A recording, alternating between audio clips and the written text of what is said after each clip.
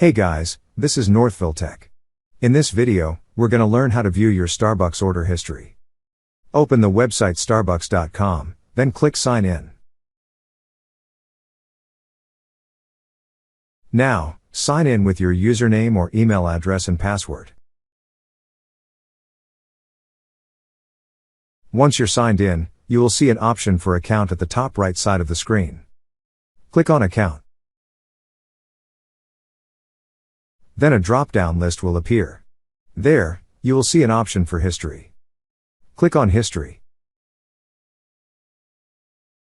Now, you will see your order history. That's how you view your Starbucks order history.